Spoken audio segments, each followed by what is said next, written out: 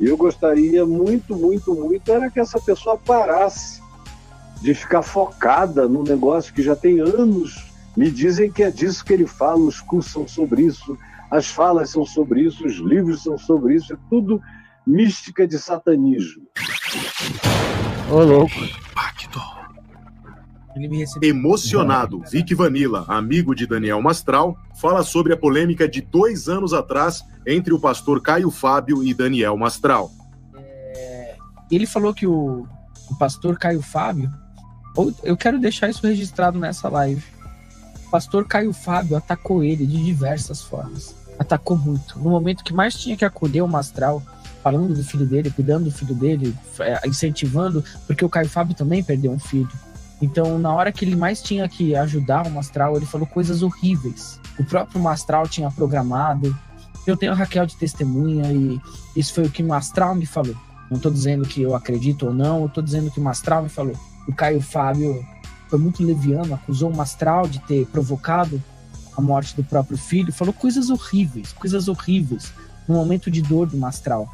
Bom, o Mastral teve uma depressão em decorrência disso. Com o tempo ele conseguiu aprender a lidar com a morte do filho dele, né? O filho dele estava uma noite dormindo na casa deles e depois ele simplesmente sumiu e foi parar na estação de trem, e aí ele acabou se jogando na frente do trem, e eu não vou entrar muito nisso, é um processo doloroso.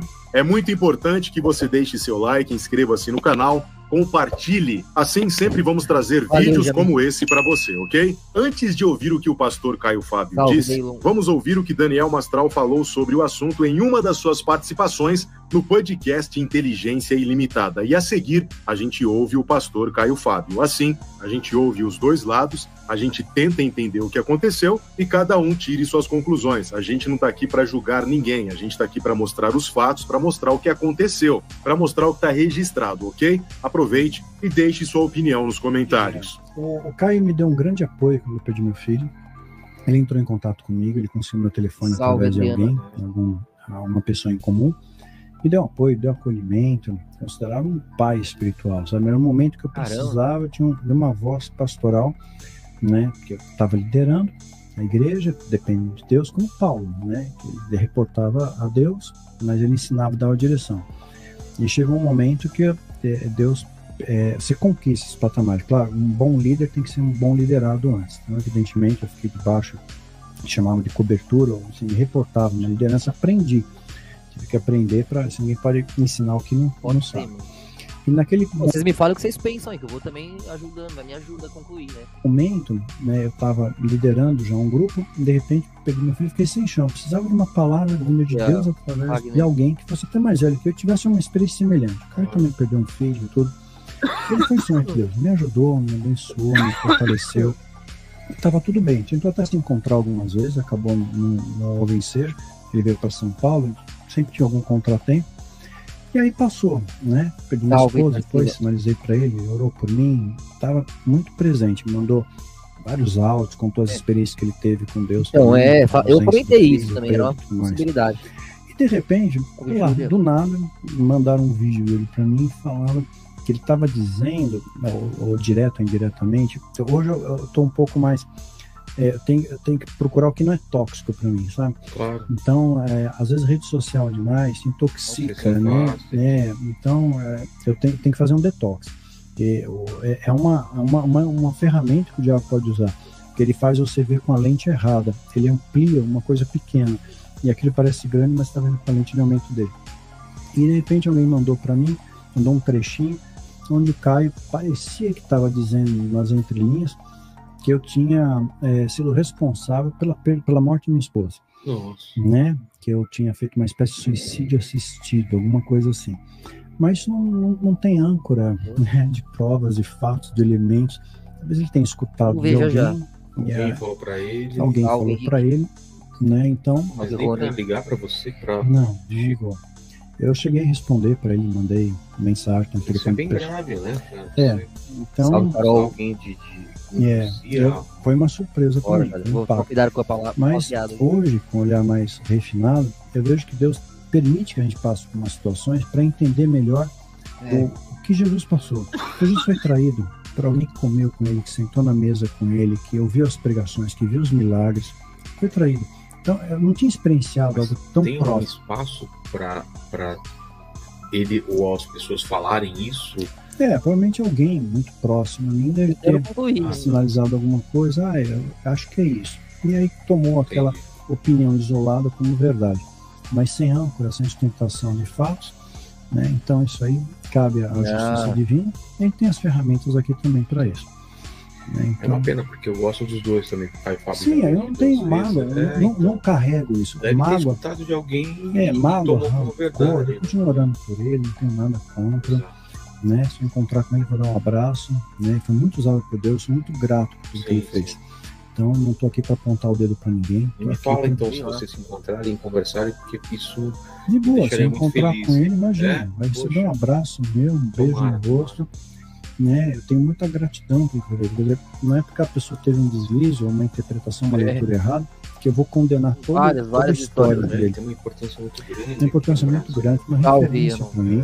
Eu li os livros dele, ele mandou livros dele para mim, mandou livros dele para ele, e fez essa troca muito positiva.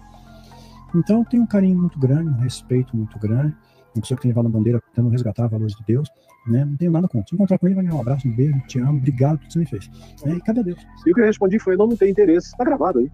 Não tenho interesse, nunca tive, não tenho interesse nessas coisas, acho que essas ênfases são adoecedoras e gostaria, tudo que eu ouço não me impressiona bem, só me impressiona mal.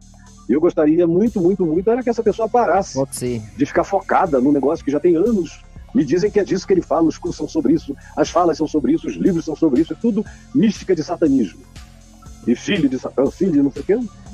Então não tem nenhum interesse. Eu acho que isso tudo é tolice. Eu falei lá algumas coisas. E foi só isso que eu disse.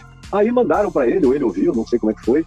Ele respondeu um vídeo educado para mim, reverendo Caio. Eu fiquei muito frustrado, porque o senhor falou isso e aquilo, repetiu o que eu tinha dito. E é o que eu penso. E eu tenho tanta admiração pelo senhor, não sei o que e tal. E eu fiquei olhando na reprise do programa, a fala dele, me deu assim uma compaixão, um carinho. Eu falei, meu Deus, quem sabe ele nunca teve uma chance para fora desse mundo aí, dessa coisa. Ficou viciado nesse globo da morte, que roda, roda, roda, roda e não sai do mesmo lugar. Quem sabe? Aí eu montei o papo de graça, e aí pedi ao Braulio para eu responder a resposta dele. Pusemos a questão dele no ar, a fala dele, eu respondi, dizendo, olha, eu não quis te ofender. Quem lembra? Quem estava aqui lembra. Não quis ofender, não é a minha natureza ofender ninguém. Agora, eu tenho que ser sincero, que essa ênfase eu realmente não concordo com ela, mas eu não quero que você transforme isso numa briga, num confronto. Eu sou um homem da paz. Sou sincero, mas sou da paz. Aí pronto, nunca mais falamos, ele aquietou de lá, eu já estava quieto aqui há muito tempo, acerca dele, que os anos passaram, e aí chegou o dia 22 de dezembro de... Agora, eu não sei se foi 2019 ou 2020, mas eu creio que foi 2019, que eu estava aqui em casa, se eu não me engano é véspera de Natal, se eu não estou enganado é um sábado, alguma coisa assim, e eu recebi um telefonema de um amigo, me dizendo, Caio, aconteceu uma tragédia na vida do Daniel Mastral. O filhinho dele, de 15 anos, se suicidou. Meu Deus, me deu aquela dor horrorosa, de quem já perdeu filho, de quem já lidou com essas questões de suicídios em famílias centenas de vezes. Vamos ver, vamos analisar. E me deu aquela dor por ele, pela esposa dele. Eu falei, rapaz, se você puder me dar o número desse moço, eu gostaria de ligar para ele, porque eu estou sentindo a dor dele, estou com o meu coração muito, muito oprimido pela angústia dele. Aí ele me mandou o número, eu liguei para o Daniel, e ele atendeu. Ele estava em alguma coisa, ele falou, reverendo, muito obrigado por ter ligado, eu estou no meio de uma coisa aqui, eu posso ligar para o senhor daqui a meia hora, alguma coisa assim, eu não tenho mais os detalhes. Aí ele ligou, a gente conversou, choramos, eu ouvi o choro dele, e derramei minhas lágrimas com ele, e solidarizei completamente. No primeiro dia eu não quis dizer nada, só orei com ele, pedindo paz por ele, pela esposa, e foi só isso. No dia seguinte eu liguei de novo, e eu fui evoluindo até que uns 4 dias depois, uns 5, eu já estava falando coisas que eu achei que podiam ajudá-lo. Tipo... Salve, Herbert. Porque o garoto dele, ele descobriu que o garoto era homoafetivo, mas não tinha coragem de falar. Depois ganhou coragem de falar à mãe. Isso é, né? Depois a mãe, eu creio que falou ao pai, não é importante esse detalhe. E aí eles, que amavam muito o garoto, não sei como foi o processo, mas chegaram a um ponto em que disseram ao menino, olha, não fique angustiado porque nós não vamos fazer nada, você está em casa, a gente te ama. Mas o garoto continuou numa grande agonia, dizendo, mas eu não vou querer viver assim, eu vou querer botar a cara para fora. E vocês vão sofrer muito quando eu puser a cara para fora. Porque eu passei ouvindo a vida inteira que essa coisa de demônio, tudo isso era Satanás. Então, quando eu disser que eu sou um homoafetivo, obviamente que a acusação é de que Satanás vai estar em mim, porque foi isso que eu aprendi no ambiente desses anos de todos de convívio aqui. E a angústia dele não cessava. E o que me disseram é que ele tinha lido um texto sobre Saturnália, que era um texto que o pai tinha escrito, dizendo que os demônios gostavam de matar adolescentes no dia 22 de dezembro. Mano, olha que desdobramento, mano. Pesadíssimo. Sobretudo levar adolescentes ao suicídio. Aí, muito coincidentemente, eu não sei qual é a relação de causa e efeito, não estou aqui afirmando nada peremptoriamente, só o que eu ouvi. O garoto foi e botou a cabeça justamente no dia onde esses sacrifícios a Satanás eram feitos. E foi aquela calamidade, eu não sei o quanto ele internalizou essa angústia toda como tendo alguma relação com o que ele falou, ensinou, enfatizou a vida inteira, não sei, porque ele nunca me disse. Eu hoje me arrependo de ter falado tanto disso, nunca. Ele já começou a me tratar como se o suicídio do garoto tivesse feito ele deixar tudo que ele ensinou até então, durante não sei quantos anos, quase 30 anos, porque eu comecei a ouvir falar dele ainda nos anos 90, como se o suicídio do garoto fosse o bastante para ele deixar tudo para trás. Aí ele já começou a me tratar assim, porque isso, como se não fosse ele, como se ele nunca tivesse dado ênfase nisso na vida, como se os livros e os cursos não fossem acerca disso. Ele tratou como quem tinha queimado a biblioteca de Alexandria e zerou o conhecimento. Falei, bom, pode até ser que ele não queira falar nesse assunto comigo por tristeza, ou por vergonha, ou por dor. Deixa pra lá, não sou eu que vou provocar coisa nenhuma. E aí, então, eu continuei a conversar com ele, contei a minha experiência como pai enlutado, falei quais eram as maiores dificuldades, o que ele iria experimentar nos primeiros meses, disse como ele deveria reagir àquilo, tanto ele quanto a esposa.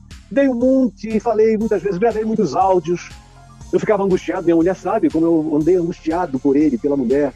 Eu fiquei com medo que a mulher se matasse, porque a situação psicológica dela estava horrorosa, e ela já era uma pessoa deprimida, tanto quanto o filho, entrou numa depressão.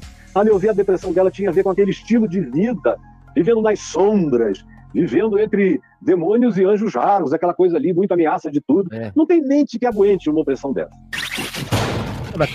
Esse avião que caiu aqui, tava só o pó, né? Tem um monte de vídeo, galera filmando, reclamando, aquilo ali foi um desleixo. Cara, os responsáveis por aquilo ali deviam ser processados e presos, cara. Os aviões só o pó. Eu não entrava no avião daquele. Você vê o avião daquele lá, tudo só o pó. Você, dá licença também, meu.